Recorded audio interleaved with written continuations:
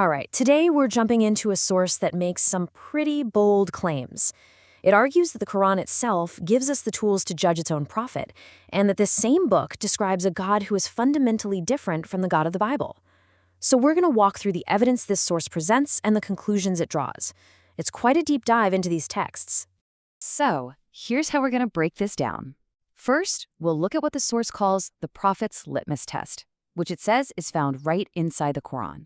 Then, we'll see how the source actually applies that test. After that, we're going to switch gears and compare the idea of God in the Bible and the Quran. And finally, we'll see what big conclusion this whole line of thinking leads to.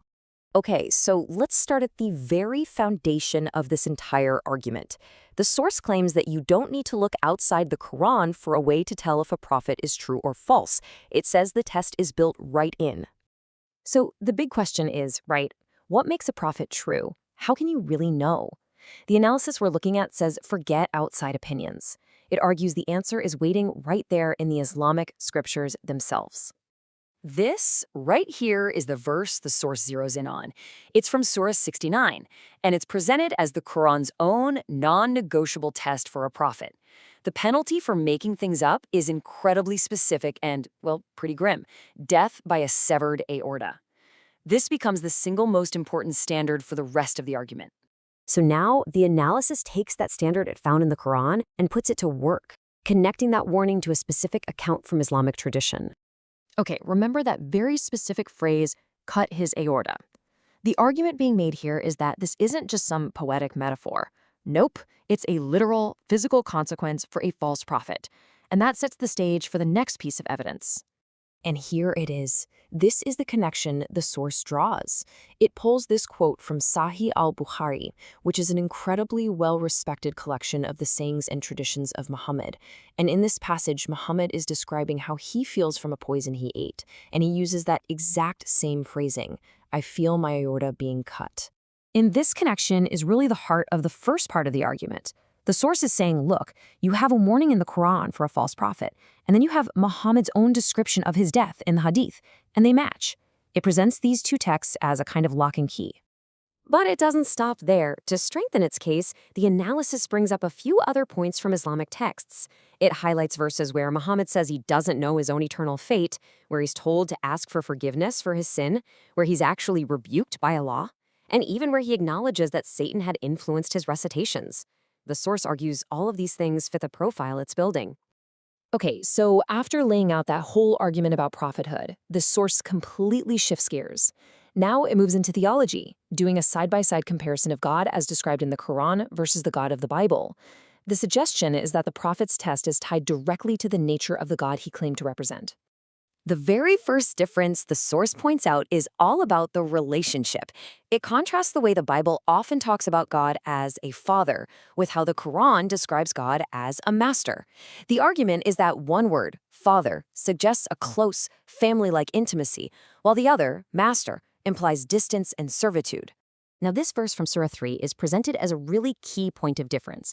The Arabic word here is makirin, and the source we're looking at translates it as deceivers.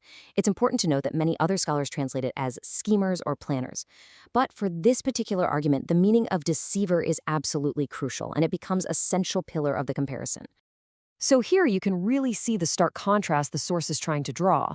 On one side, it says you have the God of the Bible, who is described as being unable to lie. And on the other, you have the God of the Quran, who, based on that specific interpretation, isn't just a deceiver, but is the best of them.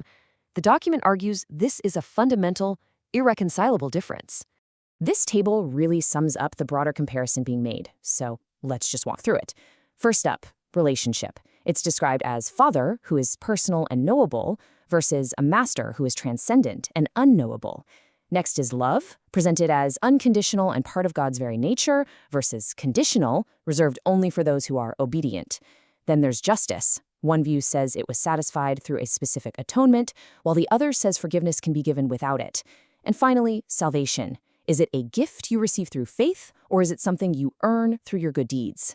This analysis presents these as two totally different theological systems, not just minor variations. All right, so we've seen the argument about the prophets, and we've seen the point-by-point comparison of God. So, where does this all lead? This is where the document ties all those threads together into its one big final argument. And really, what it all boils down to is this. The source concludes that these differences, the names used, the view on deception, the path to salvation, are just too massive to ignore or explain away. The ultimate claim being made is that the God of the Bible and the God of the Quran are simply not the same being. And this is the final parting shot from the source material. It frames the whole thing as a choice, not between two similar faiths, but as a stark contrast between what it calls the living God and a distant shadow. It's a powerful metaphor that really sums up its entire perspective. And that brings us to the end of this particular analysis. It's definitely a challenging argument, built on a very specific reading of these texts. It starts by setting up a test for a prophet and ends by comparing the very nature of God. And it leaves us with a pretty big question to think about.